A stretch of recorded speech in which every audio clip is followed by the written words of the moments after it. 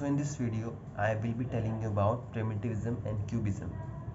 Now there was an expressionist departure from strict adherence to illusionism in art, and this was a path which most of the artists followed, and among them there was one person who most radically challenged these prevailing artistic conventions and moved most aggressively among all the other artists into the realm of abstraction or illusionism.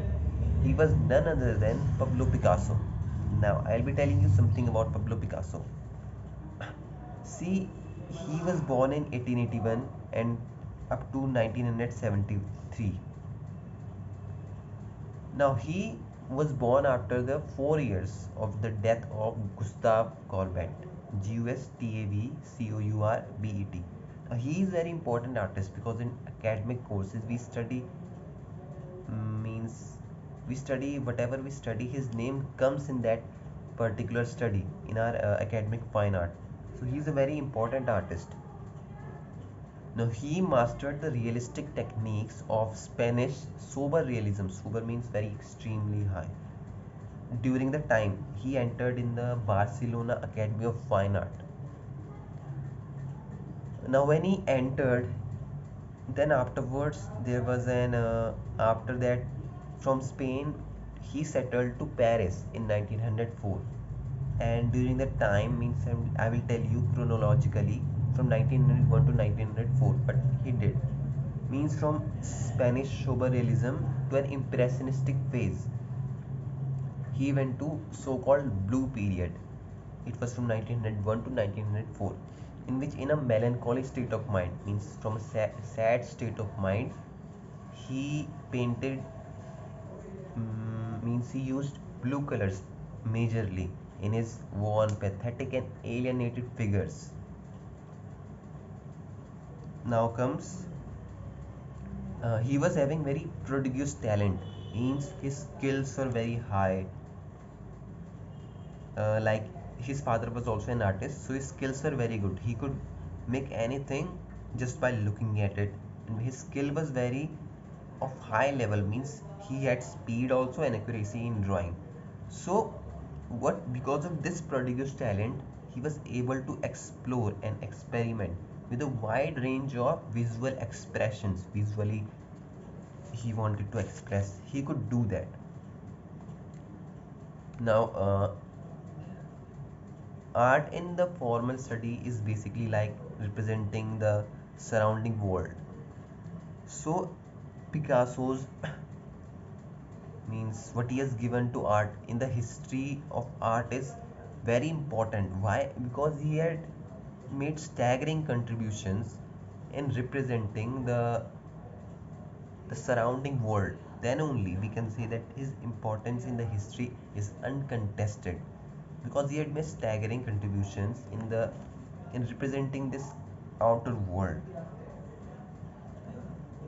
Now you see, he had experimented in many materials, different kinds of materials, mediums, etc.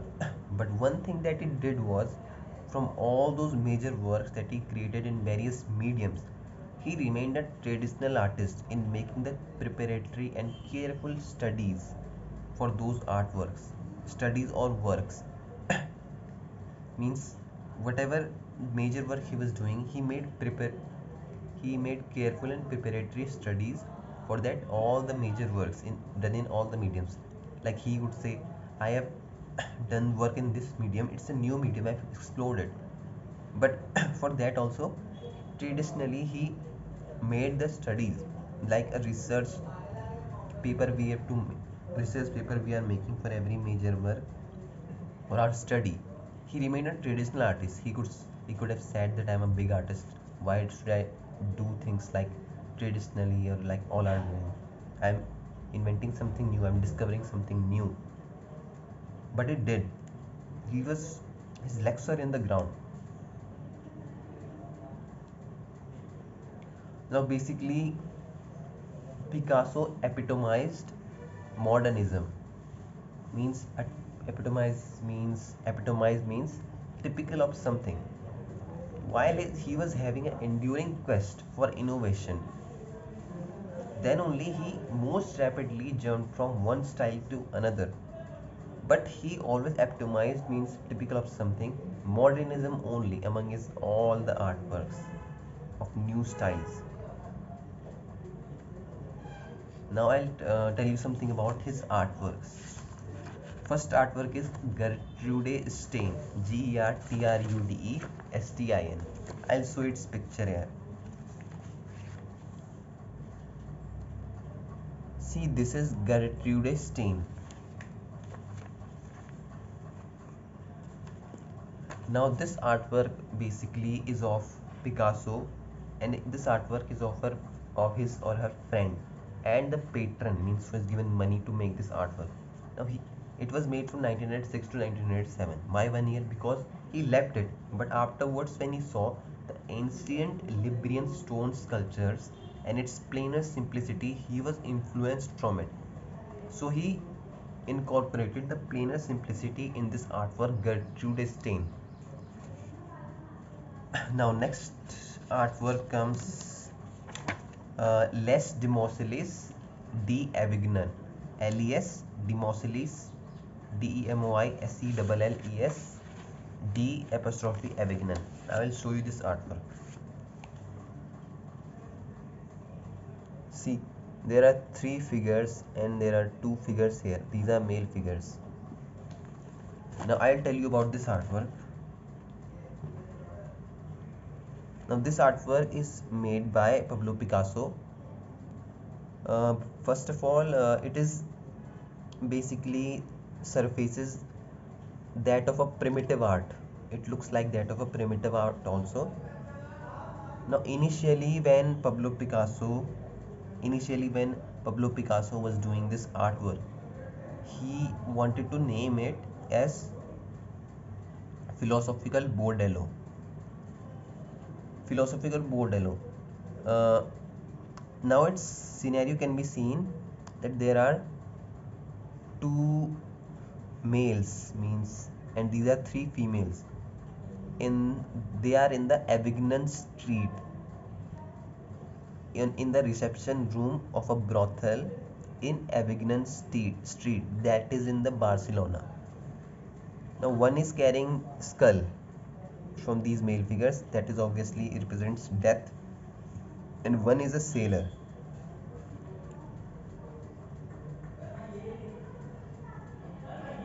Now Pablo Picasso was, when making these figures, he was making them realistic, but he wanted to represent these five figures. How? In a new way. He wanted to represent these figures in a new way. So what he did was, basically, he didn't represent them realistically. He represented them like he interwove them. Interwove means uh, like we are stitching this with this with this. He interwove them with equally jagged planes. Jagged planes, you know what are jagged planes? Like planes with cones. See, like it's a plane and cone that suggest drapery, like they are not naked, they have worn clothes. It suggests drapery also. And he interwove them with equally jagged planes. Interwove means all are having jagged planes, means planes with cones, like there are cones, etc. Now it is something like it is virtually illegible, means if we talk about reality, they are intermingled in their space so much, means in this space they are intertwined so much that it is virtually illegible, virtually not possible. There's in their space they are so, means intertwined means like this is their space, they are intertwined with their space, so it is virtually illegible. It is basically a push of Cézanne's treatment of form and space. Now there is a tension between representation and abstraction of Pablo Picasso. So this artworks represents it. See, like representation and abstraction is, it is a tension between it. It means that like canvas is a 2D representation, but he is representing 3D. He is representing 3D, but it is a 2D presentation on a canvas, on a stretched canvas. So for Picasso, as he said, that it's a representation between abstraction and representation.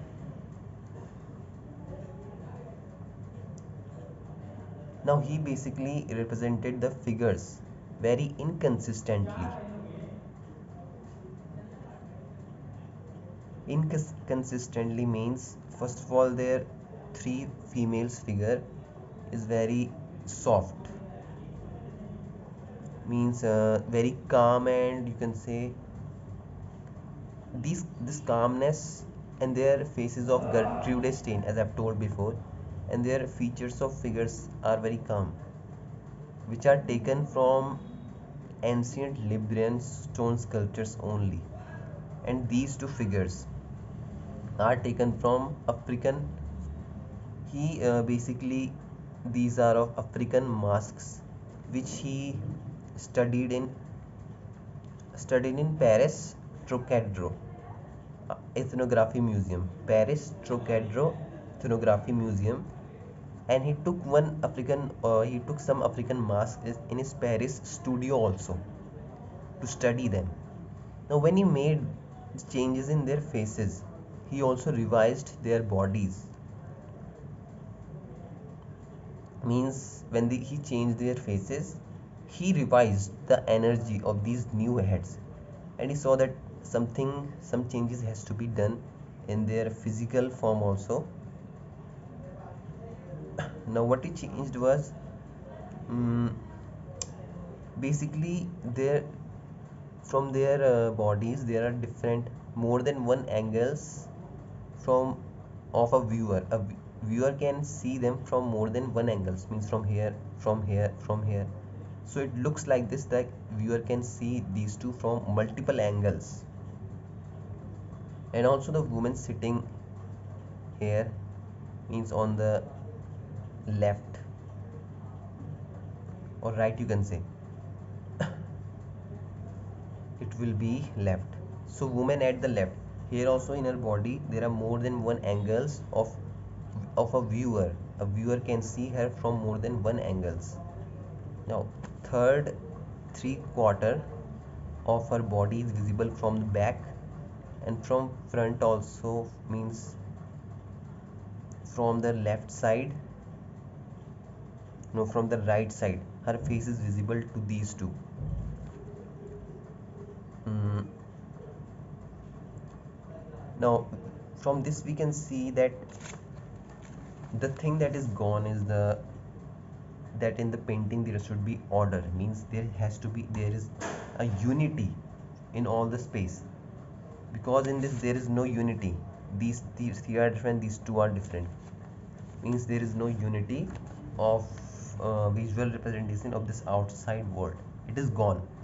Now what has come, there is a rudimentary beginning of a world where there is dynamic use of form and space. Form and space, time and space. Space is there and time is there. It's dynamic interplay is there. Interplay means in it only. Intra means outside, inter means inside it only. There's dynamic interplay between time and space. So by this we can see that there is a dramatic departure. It means a noticeable departure. A noticeable departure from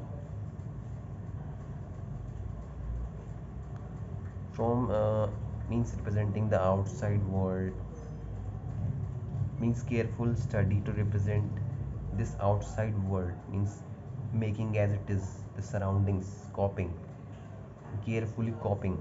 It is, there is a dramatic departure from this.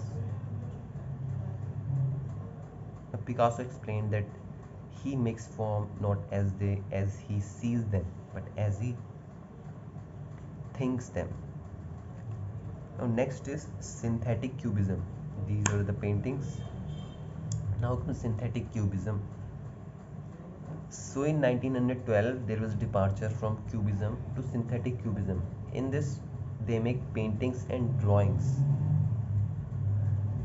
in which there are objects and shapes that are cut from paper or any other material and are used as a parts of the subject. Now see, mm,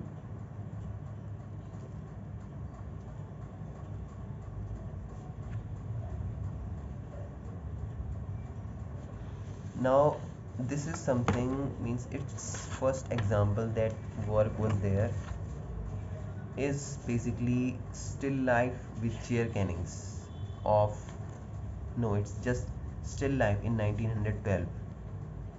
It's different. Still life is different artwork and still life with chair cannings is different artwork, and both are made in 1912. But the word that is marking the departure from cubism to synthetic cubism is chair cannings with still life with chair cannings. See, in this I'll show you this artwork.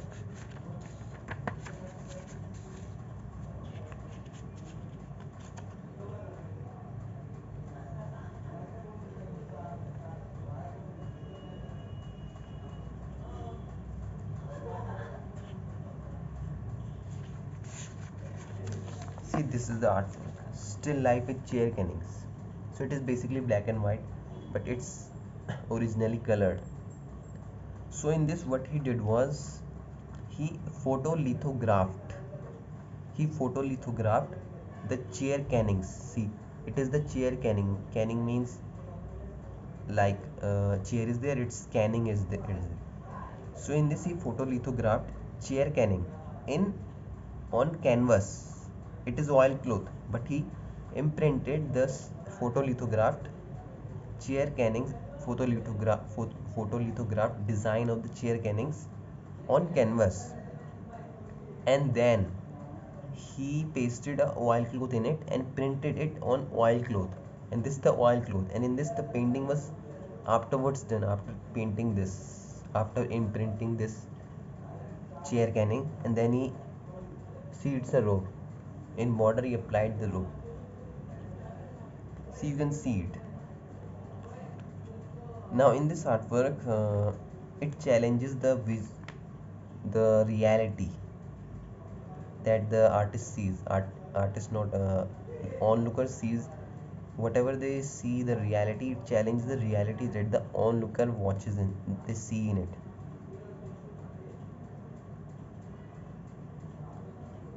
Means in this the chair canning is something like it seems so real that one expects the breast strokes to break if a breaststroke is applied in these chair cannings.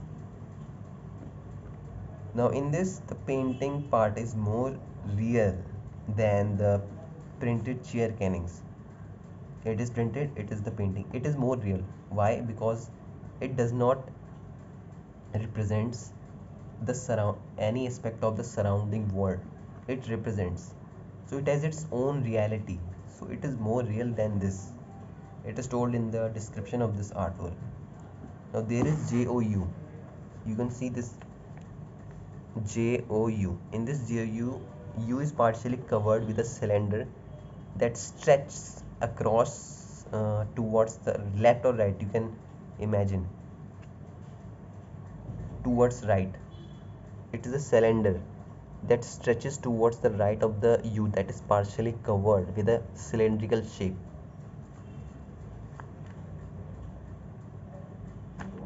See, its JOU appearances in many places in, you can say, cubist painting of Pablo Picasso. Now it's, there are two words JOU. Why it is used? See, in French there are Jover and Jovier. JOUER. and Jour, which means to play and to enjoy. Jour, to play. Jour, to enjoy.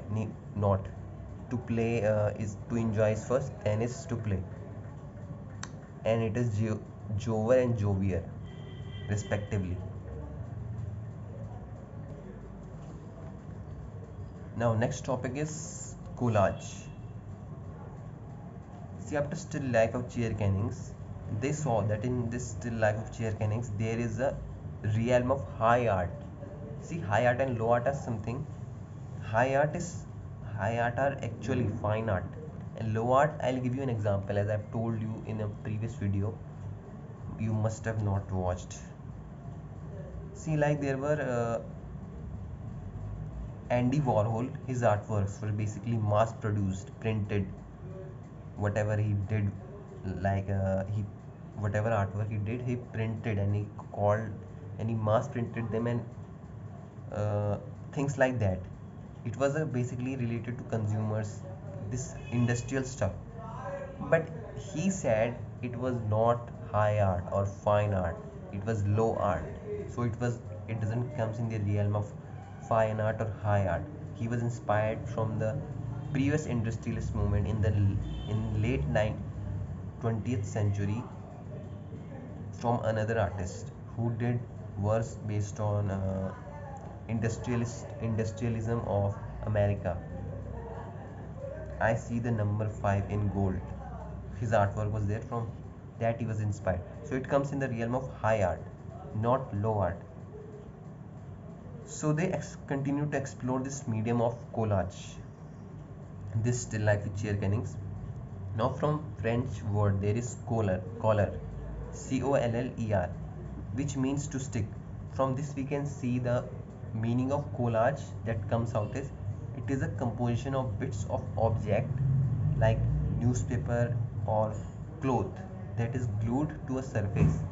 Now its possibilities can be seen in the barracks artwork, that is bottle, newspaper, cloth and glass. This is the name of the artwork. Now I'll tell you something about this artwork. I'll show you. I don't have picture, I guess, but I will tell you about this artwork. You will be very clear. Now this artwork is done in a variant of collage that is called papier colle. Papier, and above e there is an apostrophe line. It means stuck paper. Uh, means we are gluing the assorted paper shapes to a painting or drawing.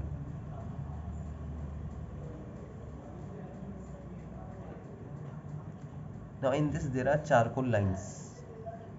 Charcoal lines like this are done. You should see that artwork. Charcoal lines and shadows are there that provide the different views of cubist multiple views of watching a surface or an object. It provides us this clue, means the charcoal lines and shadows in this artwork, they provide us this clue how are the cubist multiple views of various surfaces and objects. Now there are some roughly rectangular strips of variously they are printed, means some like this, then some small, some like this, some like this, roughly rectangular strips of variously printed. They're printed variously, like this printed, like then big printed, small printed, and there are colored paper also. I don't know they are stick or they are made, but colored paper are stick, I guess. Now they are very big and in many places, so they dominate the composition. If we think that what's the domination of the composition, this is the what that dominates the composition. Now see the paper that is imprinted with wood scraps, no, wood grains are there. Now the paper imprinted with wood grain and the molding provide us this illusion of concreteness that contrasts with the lightly rendered objects on the right.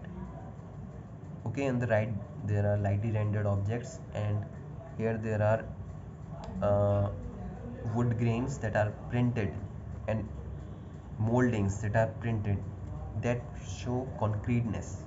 You can see that like doors are stuck. Doors are means one door is like this, then above it there is another door printed. Basically you can see the artworks. In artwork it is there. Now there are on the center of this composition there are 5 pieces of paper that overlap each other. Now they echo the space. They basically suggest and establish the flatness of works surface is there. They establish and they establish it. Now there is something common in all shapes. They seem to oscillate means they are pushing forward and backward. They are pushing forward and backward in space. Now this shading carves shading is there. It carves the flat planes into, in some they the shading carves the flat planes, and in some other places the shading carves the flat planes and makes them transparent also. Means there is role of shading in some places and in some other places.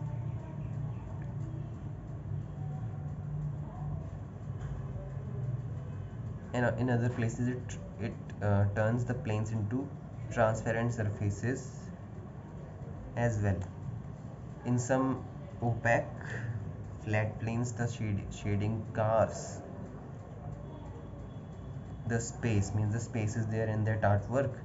The shading carves that space. In shading is like this, like here is dark light, then this shading carves the space into flat planes are there. In some places there are flat planes, and in some places that planes are turned into transparent surfaces. Now there is a pipe in the foreground that illustrates this complex interplay of this artwork. Now it basically is a cutting from a newspaper, and it looks like it is lying above the newspaper, but it's also a cutting. It's not real. It is a cutting from a newspaper which basically reveals the canvas surface that the Barak has modeled lightly with charcoal. See, the artist wants to make it clear that the bottle, newspaper, pipe, glass is an artwork, is a visual game to be deciphered, and not an attempt to reproduce nature. It has its own reality. Now, in this, Picasso explains the cubist, means this. What is its goal of this cubist collage? They only not tried to displace the reality, but the reality was no longer needed in it. In this paper collage, they didn't want to fool the eye, they wanted to fool the mind. Why? Because the piece of newspaper can be a bottle, and a bottle can also be a piece of newspaper. So you have to think that what is the connection between bottle and newspaper, because the bottle looked real but it was also a cutting. Why it looked real? Because the whole canvas, whole artwork was like that, only in that style, means simple pencil, simple charcoal.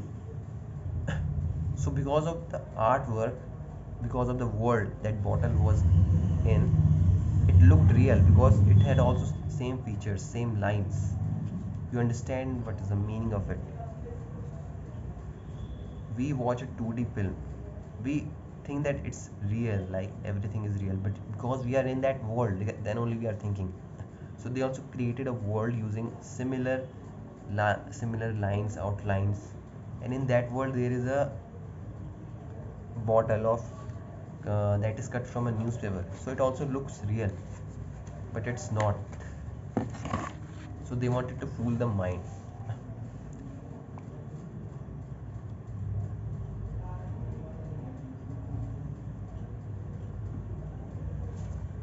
Now comes Picasso guitar. Now in this Picasso guitar, he just didn't He didn't open new avenues for representing the form in 2D dimensional, but he also was inspired of new making this cubist style not only in painting but also in sculpture. He incorporated the cubism possibilities in sculpture. Through the years, he and Barak were developing this style, this collage style. Now Picasso created a guitar. Now this cubist paint, this guitar also operates at the intersection of 2D and 3D like all the cubist painting operates. Now, Picasso took the form of a guitar and he explored its volume via flat planar, means via flat planar cardboard surfaces. Now by presenting Picasso wants us to explore the both surfaces, outer surface and the interior space, both mass and void, and he did it by cutting the by because it was in relation with the cubist program. So outside mass and void, outside surface and inside surface was shown. Means some scholars have said that by it is a cut, means we cut the guitar from middle, then this is a cutaway representation of a guitar. From this we can see outside also and inside also. Now the scholar suggests that Picasso derived this cylindrical form that serves as the cylindrical form that serves as the sound hole of the guitar from the eyes on the Ivory Coast of Africa, and these African masks were a continuing inspiration for the Picasso. Here, however, there is irony, like the only gap in the actual guitar is actually a cylinder, and that's actually the sound hole is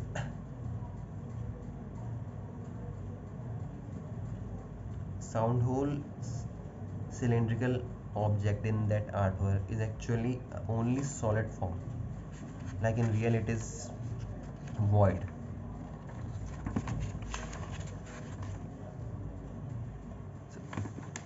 So now there is last topic, Jacques Lipchitz. Jacques Lipchitz. Now he is one of the most successful sculptors who adapted the three dimensions. Three dimensions means the planar and the fragmented dissolution of form central. I'll show you the artwork.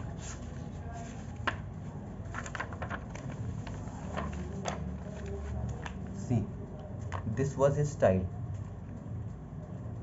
In this means his basically he was the first one to adapt the three dimensions of the planar and the fragmented dissolution means stopping something of form. He's stopping the form by fragmenting them, and he also did work in the analyst cubist painting. He was born in Lithuania.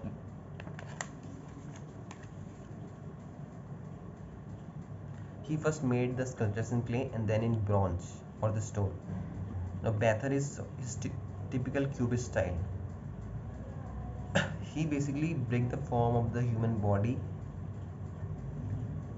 into cubic volumes and planes. Cube means there are cubes, then he interlocked them, and he interlocked very gracefully. Interlocked, the intersection is very graceful, means there are irregular facets and curves. Facets means faces, irregular, that recall the painting of Picasso and Barak, that represent the parallel analysis of dynamic form in space. I've told you like dynamic form is there in the space of Picasso and Barak,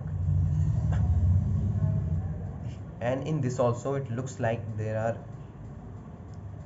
is dynamic form in space. There is a parallel analysis of Jacques Lipchitz, Lipchitz, Jacques Lipchitz. So this was all for now.